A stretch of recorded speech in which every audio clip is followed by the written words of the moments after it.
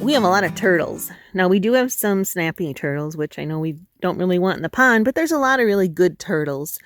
And sometimes if there's a log floating, they'll be all packed on there. We have a whole bunch of small dead cedars, and I'm going to put them together and put that out there.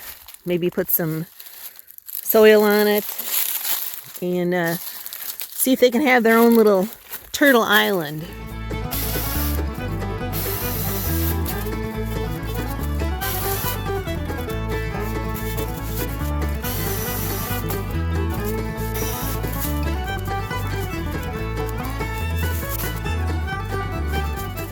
I cut a chunk off of this, I think it's driveway felt. It's supposed to let the water through. I'm going to put a little bit on the top of that because I would like to put some dirt, even if it's just a little bit, and get some organic stuff on top growing. I also want to make something that is in the water that the turtles can climb up on to get on the raft. Because if it's too high up, they can't get on it. That's why they can't get on the goose one. So this is just an old piece of carpet, and I'm going to cut it in half and put one on each end. So Joe came home, and I mentioned I was going to make a turtle mat for out on the pond. And based on his reaction, I think he thinks I'm crazy. So I have no idea what I'm doing. I'm going to make it up as I go. Kind of laid it out. I'm going to cut that long one, put two ends on there, and go from there.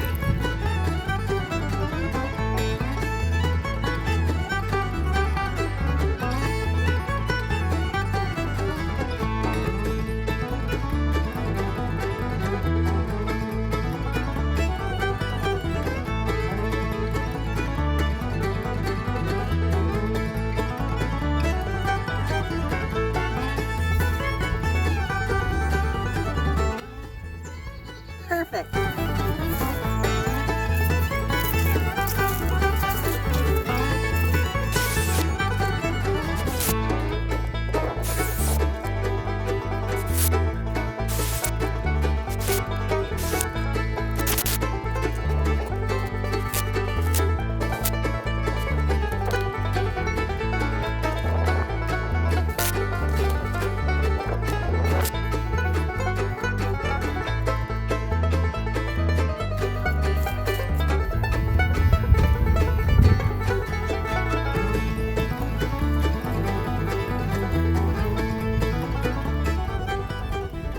Alright, so it semi-floats.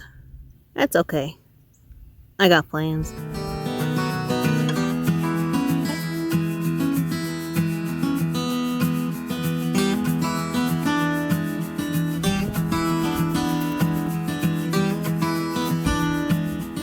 So this is just totally an experiment. And if it looks like they're going to actually use it this year, I'll make a nicer one and a bigger one and maybe put some foliage on there. So I got the floater thingies underneath there, the little pool noodles. Got the anchor, which is just a milk jug filled with wet sand, and a rope in the middle. Now we're probably just going to put it right over here on the old pond, just as an experiment. So I'm going to throw it out there. And I think it'll float. Unfortunately, I got a strong headwind to push against, but I'm going to try it anyway.